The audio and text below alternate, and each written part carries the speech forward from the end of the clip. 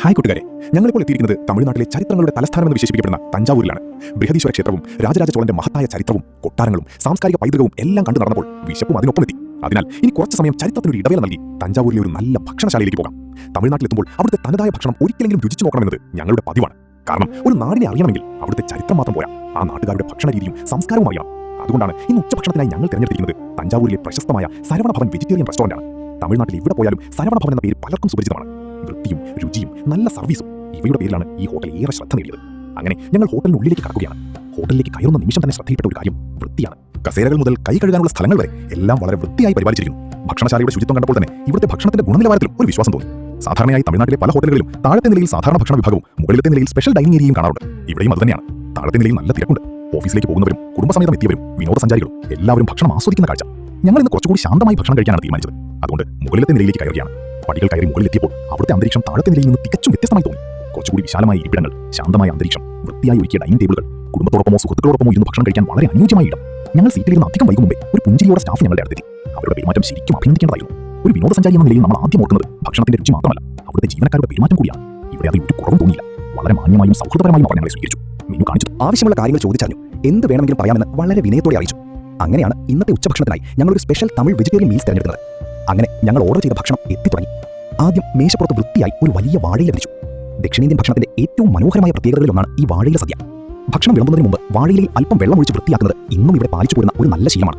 അതിനുശേഷം ഒന്നൊന്നായി വിഭവങ്ങൾ വാഴയിലേക്ക് എത്തിത്തുടങ്ങി. ആദ്യം ചെറിയ അളവിൽ അച്ചാർ, പിന്നെ ഒരു കിടിലൻ തോരൻ, അതിനൊപ്പം ഒരു രുചികരമായ കൂട്ടുകറി, ശേഷം അവിയലിന് സമാനമായ ഒരു പച്ചക്കറി വിഭവം. അങ്ങനെ ഏകദേശം 4 വ്യത്യസ്ത കറികളാണ് ആദ്യം വിളമ്പിയത്.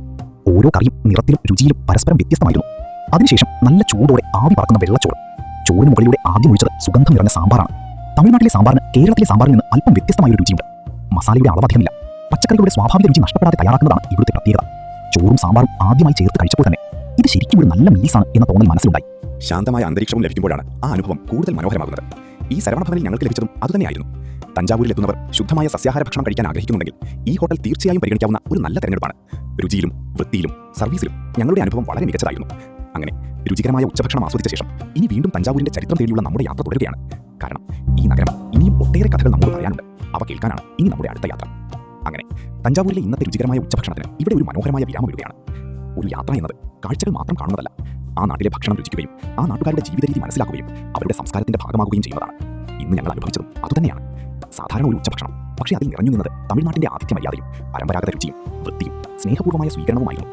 ഭക്ഷണം കഴിച്ചിറങ്ങുമ്പോൾ മനസ്സിനൊരു പ്രത്യേക സംതൃപ്തിയുണ്ട്. വിശപ്പ് മാറിയതുകൊണ്ട് മാത്രമല്ല, ഒരു നല്ല അനുഭവം കൂടി യാത്രയുടെ ഓർമ്മകളിലേക്ക് ചേർന്നതുകൊണ്ടാണ്. സരവണ ഭവനിൽ നിന്ന് പുറത്തിറങ്ങിയപ്പോൾ തഞ്ചാവൂരിന്റെ ഉച്ചതിരിഞ്ഞുള്ള തിരക്ക് വീണ്ടും ഞങ്ങളെ വരവേറ്റു. റോഡിലൂടെ നിരന്തരം കടന്നുപോകുന്ന ഇരുചക്ര വാഹനങ്ങൾ, ബസ്സുകൾ, ഓട്ടോറിക്ഷകൾ, പ്രാദേശിക വ്യാപാര സ്ഥാപനങ്ങൾ, ചെറിയ ചായക്കടകൾ, പഴക്കടകൾ, വഴിയോര കച്ചവടങ്ങൾ, ഇവയെല്ലാം ചേർന്നാണ് ഈ നഗരത്തിന്റെ ദൈനംദിന ജീവിതം. ചരിത്രത്തിന്റെ മഹത്വം നിറഞ്ഞ ഒരു നഗരമാണെങ്കിലും ഇന്നത്തെ തഞ്ചാവൂർ അതിവേഗത്തിൽ മുന്നേറുന്ന ഒരു ആധുനിക നഗരവുമാണ്.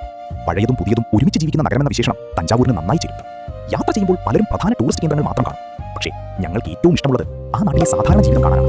വീഥികളിലൂടെ നടക്കുന്ന ആളുകൾ, സ്കൂളിൽ നിന്ന് മടങ്ങുന്ന കുട്ടികൾ, കടകളിൽ സാധനങ്ങൾ വാങ്ങുന്ന കുടുംബങ്ങൾ, ക്ഷേത്രങ്ങളിലേക്ക് പോകുന്ന ഭക്തർ, ഇങ്ങനെയുള്ള ചെറിയ കാഴ്ചകളാണ് ഒരു നഗരത്തിന്റെ യഥാർത്ഥ മുഖം നമ്മെ പരിചയപ്പെടുത്തുന്നത്. അതുകൊണ്ട് തന്നെ ഞങ്ങൾ എപ്പോഴും യാത്രയിൽ ഇത്തരം നിമിഷങ്ങളും ക്യാമറയിൽ പകർത്താൻ ശ്രമിക്കാറുണ്ട്. സമയം ഉച്ച കഴിഞ്ഞിരിക്കുന്നു. ചൂടല്പം കൂടുതലാണെങ്കിലും യാത്രയോടുള്ള ആവേശം അതിലും വലുതാണ്. കാരണം തഞ്ചാവൂർ ഇനിയും ഞങ്ങൾക്ക് കാണിച്ചു തരാൻ ഒരുപാട് ചരിത്രങ്ങൾ ബാക്കിയുണ്ട്. ഓരോ വഴിയും, ഓരോ കെട്ടിടവും, ഓരോ ക്ഷേത്രവും ഒരു കഥ പറയുന്ന നഗരമാണിത്. ഇനി നമ്മുടെ അടുത്ത ലക്ഷ്യം തഞ്ചാവൂരിന്റെ ചരിത്രത്തിലെ മറ്റൊരു അത്ഭുതമാണ്. അവിടേക്ക് പോകുന്നതിന് മുമ്പ് ഇന്നത്തെ ഭക്ഷണത്തെക്കുറിച്ചുള്ള ഞങ്ങളുടെ ചെറിയ അഭിപ്രായം കൂടി പറയാം.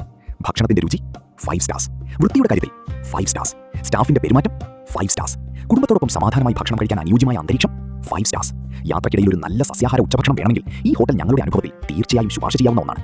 ഇനി വീണ്ടും നമ്മുടെ യാത്ര തുടരുകയാണ്, ചരിത്രം കാത്തിരിക്കുന്ന അടുത്ത സ്ഥലത്തേക്ക്. തഞ്ചാവൂരിന്റെ മറ്റൊരു മനോഹരമായ അധ്യായം തുറന്നു കാണാൻ നിങ്ങളും ഞങ്ങളോടൊപ്പം വരൂ. കാരണം ഓരോ യാത്രയും ഒരു പുതിയ അറിവാണ്, ഓരോ സ്ഥലവും ഒരു പുതിയ അനുഭവമാണ്, ഓരോ ചരിത്ര സ്മാരകവും ഒരു പുതിയ കഥയാണ്.